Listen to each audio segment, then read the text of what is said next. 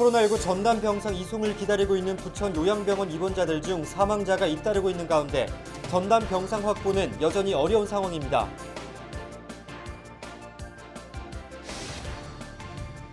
인천도 집단 감염 등 확진자들이 늘어 코로나19 치료 병상이 한계에 다다랐습니다.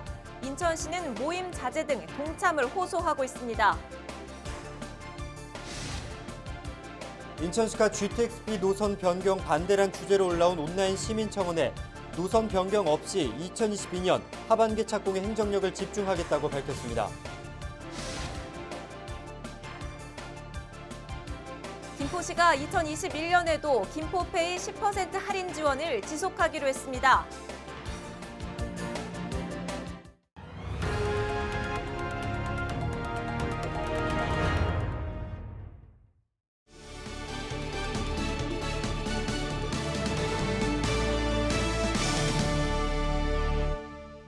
여러분 안녕하십니까? 헬로티비 뉴스입니다.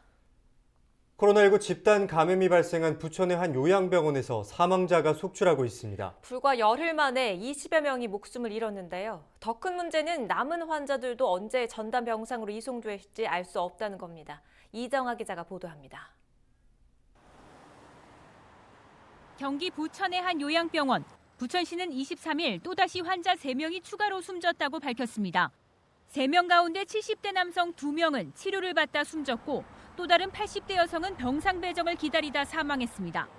첫 확진자가 발생하고 동일 집단 격리에 들어간 지 열흘이 넘었지만 상황은 좀처럼 나아지지 않고 있습니다.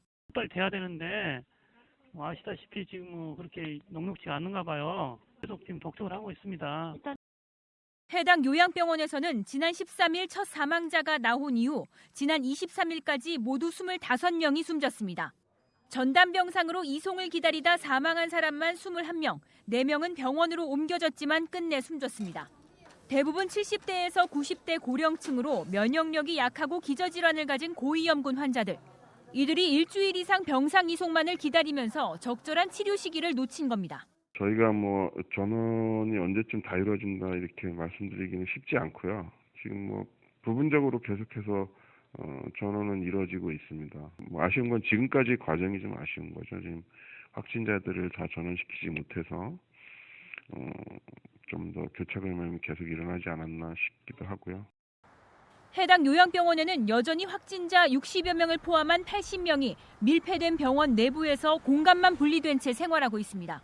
방역당국은 전담 병상을 확보하는 대로 환자들을 속속 이송하고 있지만 악화된 환자의 상태가 호전되기에는 역부족입니다.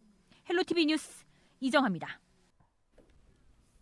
인천에서는 코로나19 집단 감염이 이어지고 있습니다. 집단 감염에 따른 추가 확진이 계속해서 발생하고 있는 건데요. 인천 역시 치료 병상이 한계에 다다랐습니다. 인천시는 모임 자제 등 시민들의 방역 활동 동참을 호소하고 있습니다. 이재필 기자가 보도합니다. 최근 집단 감염으로 분류된 부평구의 한 보험회사입니다. 이곳에서는 지난 19일부터 24일 현재까지 모두 16명의 확진자가 나왔습니다. 인천 지역에서 집단 감염이 이어지고 있습니다. 24일 현재 서구의 요양원과 중구의 식품 가공업소, 연수구의 미화용역업체 등 동시다발적으로 집단 감염이 발생하고 있습니다. 확진자가 늘면서 치료 병상도 비상입니다.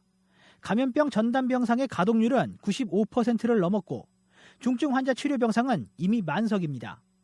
인천을 포함한 수도권 지역은 코로나19의 확산을 막기 위해 5인 이상 사적 모임도 금지한 상황. 인천시는 상황이 매우 엄중한 만큼 시민 여러분의 각별한 협조와 동참이 필요하다며 모임과 접촉을 자제해 줄 것을 시민들에게 당부했습니다. 정부 역시 연초까지 특별 방역 기관을 운영하며 의료 대응 역량 확보에 집중하겠다고 강조했습니다. 보다 선제적인 검사를 통해 더 많은 검사를 통해 유행을 차단할 것입니다. 또한 적극적인 방역 수칙 준수가 실효적으로 이루어질 수 있도록 할 것입니다. 여기에 국민 여러분의 적극적인 참여는 반드시 필요한 핵심 요소가 됩니다. 헬로티비 뉴스 이재필입니다. 코로나19 확진자가 연일 1,000명 안팎으로 발생하면서 수도권을 시작으로 전국에 5인 이상 사적 모임이 금지됐는데요. 아직 헷갈리는 부분이 많으실 겁니다. 이번 조치의 주요 내용을 한번 살펴보시죠. 사적 모임은 같은 장소에 같은 목적으로 5명 이상이 같은 시간대에 모이는 활동을 의미하는데요. 근무나 회의 등 모든 모임 자체를 금지하는 건 아니고 친목 형성 등 사적인 목적으로 모이는 경우를 말하는 겁니다. 동창회나 직장 회식, 송년회, 집들이 같은 모임이 여기에 해당하죠. 그럼 직장인들끼리 점심시간에 밥 먹으러 갈 때도 이 규제가 적용되는지 궁금하실 텐데요. 점심 식사는 업무가 아닌 사적 모임으로 간주되기 때문에 이 역시 5명 이상은 안 된다는 게 정부의 설명입니다. 그럼 5명 이상이 식당에 가더라도 거리를 두고 2 테이블에 나눠 앉는다면 괜찮을까요? 그렇지 않습니다. 떨어져 앉더라도 5명 이상이 함께 온 모임이라면 위반 사항에 해당합니다. 모임 자체를 최대한 자제하라는 뜻이니까요. 이번 연말 특별 대책에 따라 식당에서는 5명 이상 예약을 받을 수 없고 동반 입장도 금지됩니다. 그렇다면 가족도 사적 모임을 할 수 없을까요? 배우자와 부모, 조부모, 자녀, 손자녀 등 직계 가족이나 함께 사는 식구라면 5명이 넘어도 괜찮습니다. 하지만 제사 등 가족 모임에 직계 가족 외에 형제자매나 친척들이 참여해서 5명 이상이 되는 건 금지 대상입니다. 이번 행정명령은 내년 1월 3일까지 적용되는데요. 위반할 경우에는 감염병 예방법상 벌칙 규정에 따라 영업주와 이용자 모두에게 과태료가 부과될 수 있습니다. 특히 행정명령 위반으로 확진자가 발생했을 때는 검사나 치료 비용에 대해 구상권이 청구될 수도 있으니 주의하셔야겠습니다. 헬로티비 브리핑이었습니다. 민선 7기 2년을 맞은 경기도에서는 올해 다양한 정책을 추진해 왔습니다. 그렇다면 도민들이 생각하는 올해 최고의 정책은 무엇일까요? 경기도가 도민 2,000명을 대상으로 여론조사를 실시했는데요. 코로나19와 관련된 방역 정책과 경제 분야가 최고의 관심사로 나타났습니다. 김호 기자가 정리했습니다. 올해 경기도가 추진한 최고 정책은 도민들이 가장 잘 알고 있는 인지도 부분과 가장 많은 지지를 보인 지지도 부분으로 나눠 조사됐습니다. 먼저 인지도 부분은 경기 지역 화폐가 98%로 1위를 차지했습니다. 재난지원금과 공공배달앱 출시 등과 연계돼 많이 알려진 것으로 분석됩니다. 신천지 교회에 대한 강력 대응과 마스크 의무화 등 코로나19 상황에서 신속히 대처한 방역 정책이 93.8%로 2위를 기록했습니다. 재난기본소득과 소비지원금 등 코로나19 경제 방역 정책이 3위, 청년 기본소득과 24시 닥터헬기 등이 각각 4위와 5위를 차지했습니다. 사용기간이 제한된 지역화폐로 지급함으로써 전통시장과 골목상권에 자금이 흐르고 소상공인과 영세 자영업자들의 매출을 늘려서 경제 순환을 되살리는 마중물이 되도록 설계했습니다. 수술실 내 불법 의료 행위와 인권 침해를 막기 위한 수술실 CCTV 설치가 84.1%로 6위를 차지했고 올해부터 시행된 고교 무상급식이 7위로 나타났습니다. 또 지난해부터 큰 화제가 됐던 하천 계곡 불법 행위 근절 대책은 8위, 아프리카 돼지열병 대응과 중고교 무상교복 지원 사업이 각각 9위와 10위를 차지했습니다. 도민들이 가장 지지하는 정책으로는 인지도 부문에서 2위를 차지했던 코로나19 방역 정책이 92.4%로 1위를 기록했습니다. 선별진료소 확대 등 경기도의 신속한 방역 정책이 도민들의 높은 지지를 받았습니다. 수술실 CCTV 설치가 92.1%로 2위를 차지했고 하천 계곡 불법행위 근절 대책이 3위를 기록했습니다.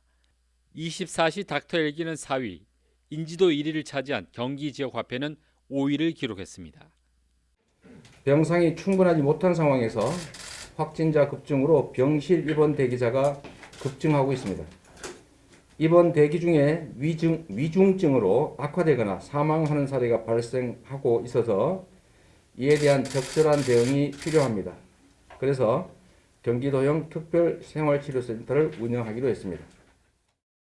지지도 6위는 89%를 기록한 아프리카 돼지열병이 차지했고 신천지 교회 강력 대응 등 보건 방역 정책이 7위, 반도체 클러스터 산업단지 유치가 8위, 일본 반도체 수출 규제 대응과 혁신산업 클러스터 조성이 각각 9위와 10위를 기록했습니다. 조사 결과 지지도와 인지도에서 모두 코로나19 방역 정책과 경제 정책이 높은 순위를 기록했습니다. 따라서 올해는 코로나19 관련 정책이 도민들의 삶에 큰 영향을 준 것으로 분석됩니다. 이번 조사는 경기도가 한국리서치에 의뢰해 지난 12월 1일부터 14일까지 2주간 만 18세 이상 경기도민 2,000명을 대상으로 실시했으며 95% 신뢰 수준의 표본 오차는 플러스 마이너스 2.19%포인트입니다. 헬로티비 뉴스 김호입니다.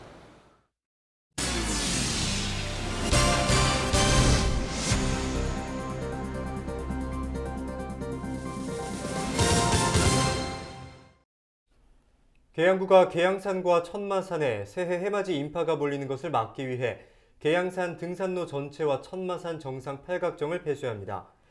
폐쇄 기간은 오는 31일 오후 6시부터 내년 1월 1일 오전 9시까지입니다.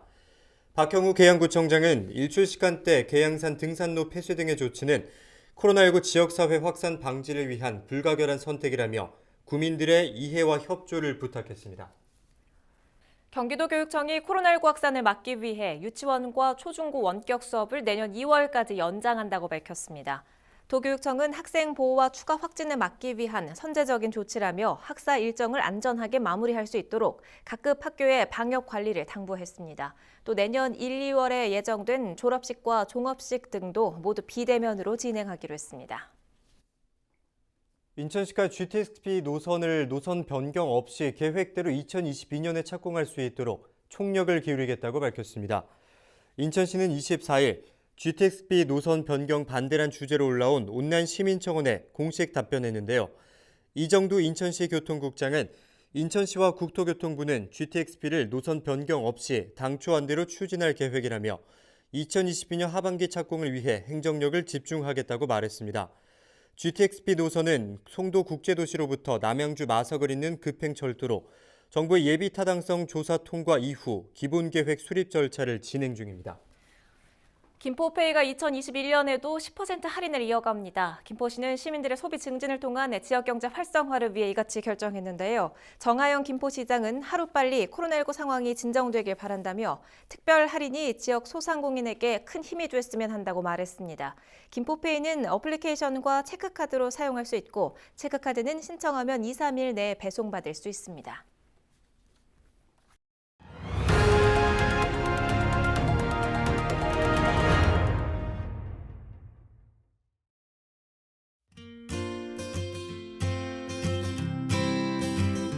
돈적으로든 심적으로든 많은 분들이 진짜 피해를 많이 입고 있는데 저 또한 그렇고요. 그래서 내년에는 이게 코로나가 빨리 풀려서 예전의 일상으로 다시 돌아가서 모든 분들이 다 행복해지셨으면 좋겠습니다. 파이팅! 올해는 연초부터 코로나로 인해 무척 힘든 한 해였습니다. 새해가 밝으면 새로운 희망으로 가득한 행복한 날들이 되었으면 좋겠습니다. 우리 모두 함께 힘내요. 지금도 우리를 위해 코로나와 싸우고 계실 의료진분들 감사해요. 힘들지만 우리 조금만 더 힘내요. 화이팅! 2021년에는 학교에서 친구들과 함께 수업을 하고 싶습니다. 친구들아, 보고 싶다.